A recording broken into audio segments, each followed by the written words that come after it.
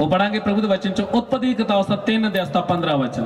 स्त्री के बीच में और तेरे वंश और इस वंश के बीच में बैर उत्पन्न करूंगा, वह तेरे सर को कुचल डालेगा और तू उसकी एड़ी को डसेगा। एक तीवी दी संतान चो आएगा जो तेरे सिर नु कुचलेगा। बोलो हालेलुया। हालेलुया। ये वचन परमेश्वर ने उस समय शैतान दे लिए बोलिया, हे शैतान तू स्त्री नु इस्तेमाल करके, औरत नु इस्तेमाल करके आदम तो गलती करवा के तू उसनु पापी बनाया। मैं भी अपना प्रोग्राम स्त्री दी संतान तो आऊंगा। हालेलुया। हालेलुया। इसलिए बोला तेरी संतान अते स्त्री दी संतान विच उस दिन तो लेके शैतान चौकस हो गया। बाइबल के अंदर जब असं भविष्यवाणी सीखते हैं तो सब तो पहली भविष्यवाणी परमेश्वर ने खुद की है शैतान के प्रति। एक तीवी दी संतान चो आएगा जिहड़ा तेरे सिर नूं कुचलेगा। और शैतान उस दिन तो लैके इस गल ते चौकस हो गया, एक मेरा सिर कुचल लई तीवी दी संतान चो आएगा। इसे ही उस दिन तो शैतान ने भी लक बन लिया, मैं तीवी दी संतान च जो भी परमेश्वर का भगत आएगा मैं स्टैंड नहीं होने देना। इसलिए जब वचन की शुरुआत आप पढ़ते हैं तो कैन और हाबल परमेश्वर का वफादार सी। हाबल परमेश्वर को पसंद आने वाला व्यक्ति सी। हाबल परमेश्वर के भै नाल चलता ही, इसलिए हाबल का कतल उहदे भरा तो ही करवाता शैतान ने क्रोह चढ़ा के। और हाबल का कतल होने तो बाद उन्होंने सोचा शायद ये तीवी की संतान से कितने मेरे सिर कुचलने की कहानी की होगी, खत्म हो गई। फिर चलते चलते किन्ने परमेश्वर के संतां किन्ने नबियां के विरोध खड़ा होंदा आया। लेकिन याद रखना जिसने शब्द बोलिया ना तेरा बनाने वाला परमेश्वर है। हालेलुया। शैतान तू किन्ना भी शैतानियां कर ला, शैतान तू चाहे किन्नियां भी चलाकियां कर ला, लेकिन जिसने तेनू बनाया वो तेरा बाप है। इसलिए शैतान किन्ना भी तू विरोधता कर रहा, लेकिन परमेश्वर की योजना तू कभी समझ नहीं सकता। बोलो हालेलुया। हालेलुया। समझ आया तो हाथ उठा के बोलो हालेलुया। हालेलुया। हालेलुया। हालेलुया। हे शैतान एक तेरा सिर कुचल स्त्री की संतान चो आएगा। और पूरा समा शैतान स्त्री की संतान ही लभदा रहा, पर कमले नूं ये नहीं पता संतान स्त्री दी नहीं हुंदी, संतान आदमी दी हुंदी है। हाँ जी, सानू को पुछदा ही मां दा नाम दस दे कि बाप दा नाम? पापा दा नाम। बोलते किंदा बेटा किंदी बेटियां? हाँ जी फलाने दी। मां दा नाम नहीं, लेकिन ये शैतान किनू लभ रहा? स्त्री दी संतान। और परमेश्वर ने भी जो वचन बोला वचन इस तरह ही पूरा करेगा। और परमेश्वर भी समय का इंतजार कर रही, तेरा सिर कुचल लेकर आएगा। बोलो हालेलुया। प्रभु के वचन जो पढ़ांगे रोमे दी पत्री उसका 5 अध्याय उसका 12 वचन। एक मनुष्य के द्वारा पाप जगत में आया और पाप के द्वारा मृत्यु आई, और इस रीति से मृत्यु सब मनुष्यों में फैल गई क्योंकि सब ने पाप किया। इधर प्रभु के वचन जो पढ़िया, एक मनुष्य ने जो पहले आदमी ने पाप किया, पाप द्वारा मौत आई, पाप ने दरवाजा खुला, मौत भी एंटर कर गई। परमेश्वर ने पहले आदमी ने बोला तू कभी मरेगा नहीं, पाप द्वारा मौत आई, मौत सब मनुखों में फैल गई क्योंकि सबना ने पाप किया। और इस दिन गलाती दी पत्र उसका 4 दे उसका 4 वचन में पूरा हुआ। आमीन। इधर प्रभु के वचन जो जब पढ़ते स्त्री की संतान का आउंदा समा पूरा होया। हाँ पढ़ी। परंतु जब समय पूरा हुआ तो परमेश्वर ने अपने पुत्र को भेजा जो स्त्री से जन्मा और व्यवस्था के अधीन उत्पन्न हुआ। बोलो हालेलुया। हालेलुया। प्रभु के वचन लिखा जब समा पूरा हो गया, परमेश्वर हर काम अपने समय के अनुसार करता है। मनुख जल्दबाजी काला पै जाता। असीं भी कई प्रार्थना करते रहे कि पास्टर ने आमीन की जेडे काम लिए दुआ करे काम हो जाए, जे नहीं ना होया तो आप अगले एतवार आने तो पैर पछाणु करते हैं। हुण होर कितों ऑनलाइन करावांगे, क्यों पास्टर जी दुआ मगरों कहते जेड़ा चैक फसिया पहले ही बाहर आ जाए। और अजकल दवावां बड़े तरीकों की होंदियां। मैं गुरदासपुर इलाके गया तो उत्थे पोस्टर लिख के लाया, प्रार्थना चाहो तो कर्जे माफ हो जाने। मैं बोला यीशु पाप तो माफ करता, कर्जे तो मैं पहले नहीं वेखे। यह मतलब लोगों तो लैके लाई जाओ तो बाद प्रार्थना करके की करो, और जिंदे तो अं माफ करवा रहे उन्हें धोखा नहीं कर रहे। हाँ जी बाइबल किसे लिखा कर्जे माफ होंगे। बोलिए ना, यीशु परमेश्वर होके भी जब धरती ते लोड़ सी टैक्स दिता, कोले पैसे नहीं, पतरस ने बोला जा जाके मच्छी फड़ के लै, मच्छी का मूँह खोली उहदे च छिक्का आई, ये आपां इन्हां नूं देना। ਉਹ ਵੀ बोल सकदा ना मैनूं माफ करो क्योंकि मैं टैक्स दे। हर कम समय के अनुसार तुसी जिस विषय लिए प्रभु के प्रार्थना कर रहे हो, परमेश्वर वो काम करेगा। आज नहीं तो कल करेगा, तुहाडीआं दुआवां सुनदा है। हालेलुया। किन्हां नूं विश्वास है मेरी प्रार्थना सुनदा है? अगर वो साडी प्रार्थना सुन के देरी ला रहा, मैं कौन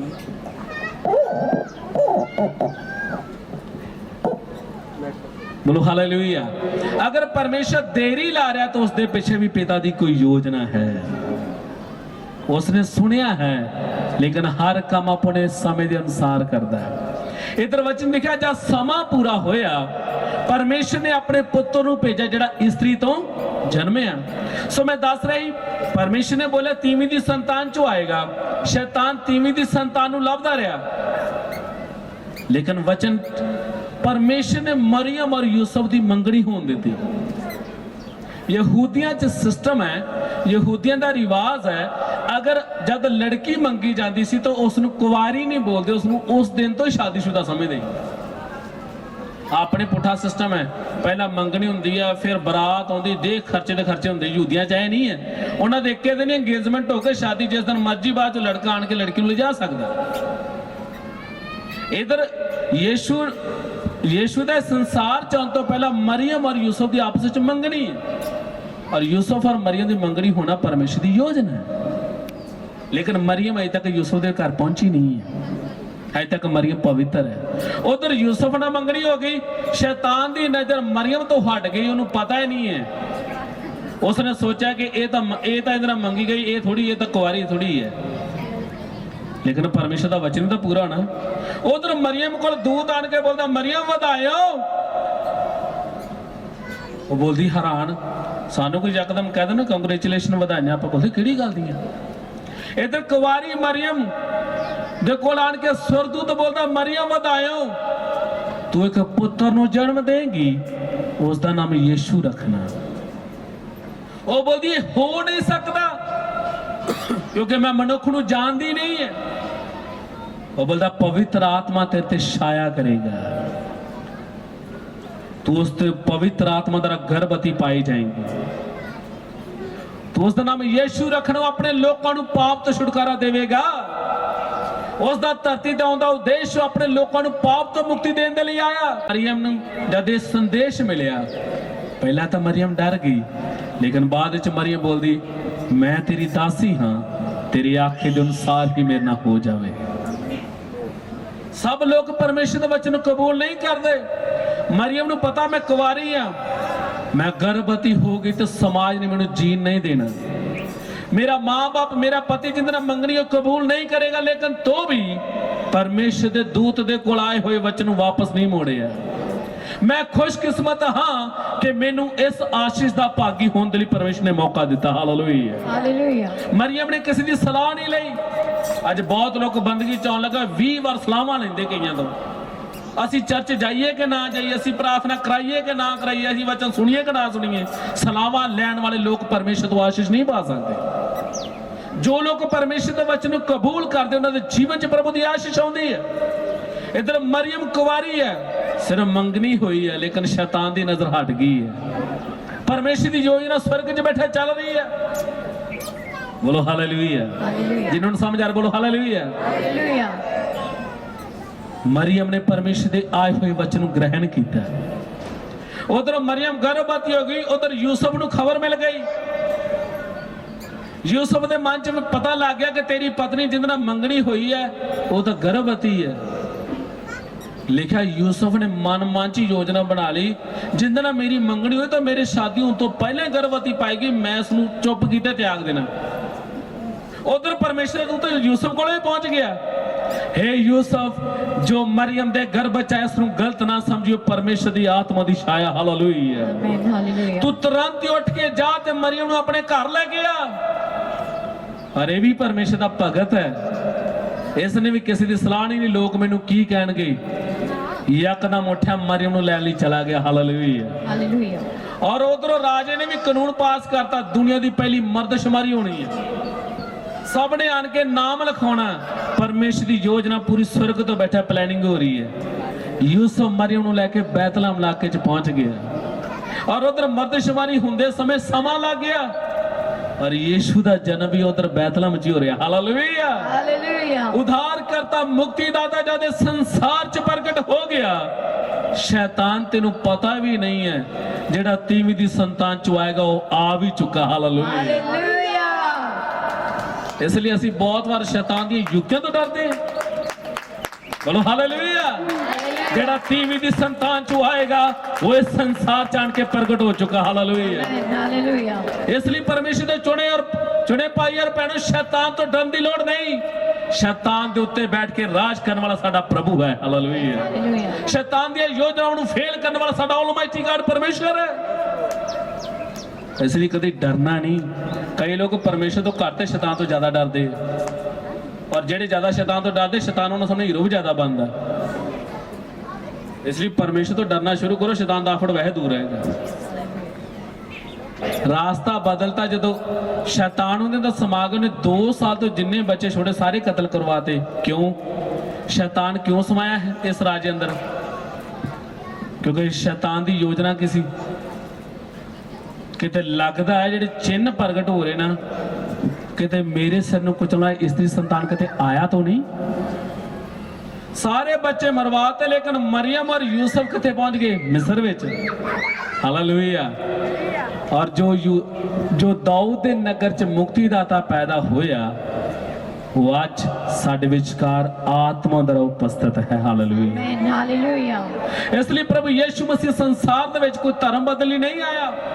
प्रभु यीशु की जाति बदलने नहीं आया, बल्कि प्रत्येक व्यक्ति नूं पाप तो मुक्ति देने लिए आया है। यस आमीन। असीं जिन्ने भी इस जगह ते बैठे हाँ, असीं सबना ने प्रभु यीशु नूं क्यों कबूल किया? सानू कोई लालच नहीं मिलिया, सानू कोई पैसा नहीं मिलिया, बल्कि यीशु मसीह दे कोल आन के सानू पाप तो छुटकारा मिल गया। हालेलुया। हालेलुया। साडा जीवन बदल गया। साडे जीवन के अंदर पाप जो राज करता सी, प्रभु ने सानू छुटकारा देता। इसलिए असीं अपना जीवन प्रभु के हथ में सौंप दिता है, और जिन्होंने अपना जीवन प्रभु के हथ में सौंपया है वो वचन के अनुसार एक नवी सृष्टि बन चुके। हालेलुया। हालेलुया। असीं परमेश्वर के घराने च पैदा होके, परमेश्वर के घराने च शामिल होके, हुण साडी सब दी तैयारी दे पिछे योजना की है? मुक्ति पाए हुए लोगों को प्रभु यीशु संसार च लैण दे लिए आ रहा। हालेलुया। इसलिए असीं यीशु नूं अपना मुक्तिदाता करके कबूल किया है, उहदे पर विश्वास किया है। हजे भी बहुत लोग कई तो दूर है। कई लोग सिर्फ बीमारी तो चंगाई पाना चाहते हैं, दुष्ट आत्मा तो चंगाई पाना चाहते। दुष्ट आत्मा तो चंगाई पाना, बीमारी तो चंगाई पाना यीशु के नाम च फ्री है। इहदे लई कुछ नहीं। प्रभु के घर जाओ, प्रभु के दास प्रार्थना करनगे, दुष्ट आत्मा तो बीमारी तो प्रभु शिफा देगा। लेकिन मुख्य चीज है एक व्यक्ति ने अपने जीवन च अपने मुक्तिदाता परमेश्वर को पहचानना। हालेलुया। हालेलुया। मैनू पाप तो मुक्ति कौन दे सकता? अगर पाप तो मुक्ति पानी है तो उस पाप तो छुटकारे दे ही आज इस बाणी का प्रचार हो रहा। हालेलुया। हालेलुया। प्रभु दे दास पास्टर काश इस इलाके च रहिंदे है, ये अपना परिवार अपना बच्चों नूं लैके इधर रह के लोकां नूं परमेश्वर दे वचन दे बारे दस रहे हैं, लोकां तक परमेश्वर दा संदेश पहुंचा रहे हैं। पाप तो छुटकारा पाउण तो बिना असीं परमेश्वर राह च जा नहीं सकते। परमेश्वर के चुने भाई और भैनों, हर एक चीज का जोड़ा, जिस प्रकार आदमी और औरत, जिस प्रकार हर एक जानवर, परमेश्वर ने स्वर्ग और नरक भी बनाया। असीं इस धरती पर पक्का रहने वाले नहीं, बल्कि परदेसी ते मुसाफिर हैं। वचन के अनुसार साडी उम्र 70 या 80 साल है, और असीं सबना ने एक दिन संसार छड्ड के जाना है या नहीं जाना जी? किन्ने नूं विश्वास जाना? बोलो हालेलुया। असीं सबना ने, साडे बाप दादे परदादे संसार चाहे बड़े बड़े अमीर लोग आए भी चले गए, साडी इस धरती का सफर सिर्फ 70 या 80 साल का है। लेकिन सवाल उठता, एक दिन शरीर तो मिट्टी है, मिट्टी च जाके मिल जाएगा, लेकिन आत्मा किथे जाएगा? दुनिया बोलती जिधर रब ले जाए उधर चले जावांगे। इस तरह नहीं है। परमेश्वर सानू जिउंदे जी इस धरती पर परमेश्वर की बाणी सुनने लई मौका दे रहा है। परमेश्वर की आवाज सुनने लिए प्रभु मौका दे रहा। जिਉਂਦੇ जी अगर अपने मुक्तिदाता प्रभु यीशु ਨੂੰ पहचान लिया, ਜਿਹੜਾ ਸੰਸਾਰ 'ਚ ਮੁਕਤੀ ਦੇਣ ਦੇ ਲਈ ਆਇਆ, ਉਹ ਮੇਰੇ ਪਾਪ ਨੂੰ क्षमा करके ਮੈਨੂੰ ਰਾਹ 'ਚ ਲੈ ਕੇ ਜਾਏਗਾ। ਉਹਦੇ ਉੱਪਰ ਅਸੀਂ ਵਿਸ਼ਵਾਸ ਕਰਾਂਗੇ। ਇੱਕ ਵਚਨ ਪੜ੍ਹ ਕੇ ਅਸੀਂ ਪ੍ਰਾਰਥਨਾ ਕਰਾਂਗੇ। ਯਹੂਨਾ ਦੀ ਇੰਜੀਲ ਉਸਦਾ 3 ਅਧਿਆਇ ਤੋਂ 16 ਵਚਨ।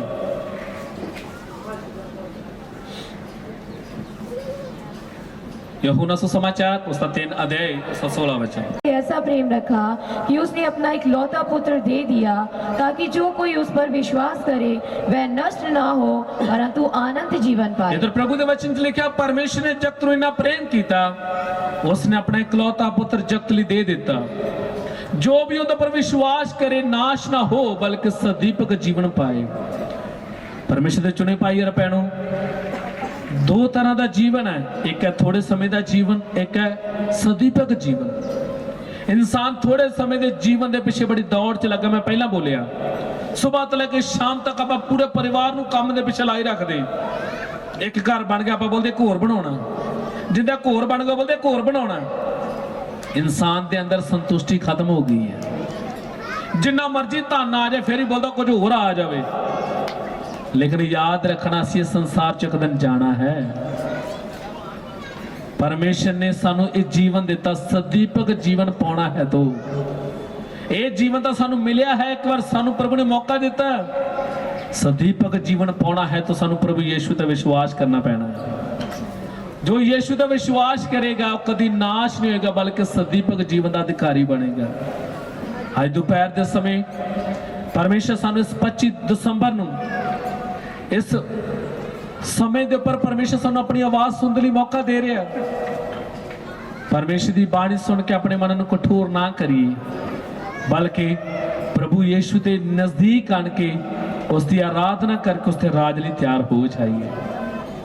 प्रभु यीशु जब जिंदा उठाया गया, जब ऊपर नू जा रहा है तो स्वर्ग तो एक आवाज आई, जिसनू तुसी ऊपर जांदा वेखदे हो ये दोबारा फिर संसार में आएगा। इसलिए दुनिया भर दे विच प्रभु यीशु की आमद का प्रचार हो रहा है और साडे सबना दे अंदर एक उम्मीद है, प्रभु यीशु बहुत जल्दी संसार च अपने लोगों को लैन लई आ रहा है। इसलिए रोज पर रोज असीं दिन और रात प्रभु की खुशखबरी का प्रचार करते हैं। हर एक धर्म हर एक जाति तक परमेश्वर का वचन लेके जा रहे हैं। जिहड़ा संसार च आ रहा उस दे पर विश्वास कर लो। कई दुनिया बोलती कोई गल नहीं वेखी जाएगी, कोई गल नहीं। प्रभु यीशु ने भी बोला, जिवें नूह दे समय लोग विआह शादियां करदे ते कराउंदे सी, अचानक जल प्रलय आई, लोगों ने नूह दे वचन दा विश्वास नहीं किया, सब कुछ वहा के ले गई। इस तरह मनुख दे पुत्र दा भी आना होएगा। जो असीं परमेश्वर दे वचन की सेवा करते लोगों तक प्रभु दा संदेश पहुंचा रहे हैं, ये वचन एक दिन तुहाडा न्याय करेगा। तुसी मुकर नहीं सकते। असीं परमेश्वर की बाणी नहीं सुनिया, ये आवाज जो अज गूंज रही है एक दिन फिर न्याय के संघर्ष सामने तुहाडे सामने गूंजेगी। परमेश्वर बोलेगा 25 दिसंबर 2021 दोपहरे 2:25 तेन वचन सुनने मौका मिलिया। एक धर्मकोट तो प्रभु के दास ने आन के और इस मोहल्ले च पास्टर आकाशदीप ने मिलकर प्रोग्राम चलाया। इन्ने लोगों ने परमेश्वर की बाणी नूं सुनिया, पर तुसीं सुन के वचन ते विश्वास तद असीं मुकर नहीं सकते। तद अगर असीं अपने प्रभु नूं नहीं जानिया, पाप च जीवन बतीत किया, तो परमेश्वर के दूत सानू हत्थ पैर बन के नरक की अग च सुट देंगे। ये जिंदगी 50 या 60 साल की है, लेकिन नरक 50 साल ही नहीं बल्कि युगान युग तक ली है। उस युगान युग तक नरक की अग तो बचना तो एक ही मार्ग है। प्रभु यीशु ने यूहन्ना 14:6 वचन च बोलिया, राह सच्चाई ते जीवन मैं ही हाँ, मेरे तो अलावा कोई पिता को जा ही नहीं सकता। जो लोग उस राह ते चलते उन्होंने अनंत जीवन मिल गया। उन्होंने जीवन च जब दुख सुख कुछ भी आए वो कभी पीछे नहीं हटते, और जिन्होंने अजे तक उस राह ते नहीं आए उन्होंने प्रभु अज भी आवाज मार के अपने वचन द्वारा बुला रहा, हे मेरे बनाए भाई और भैन, तू मेरी आवाज तो दूर ना भज, मैं अज भी तेन प्यार करदा, तेरी आत्मा नूं बचाउणा चाहुंदा। आइए अपनी अखां बंद करांगे, अपने सिरां नूं प्रभु दे कदमां झुकावांगे। परमेश्वर की आवाज नूं सुणन लई परमेश्वर सानूं मौका दिता।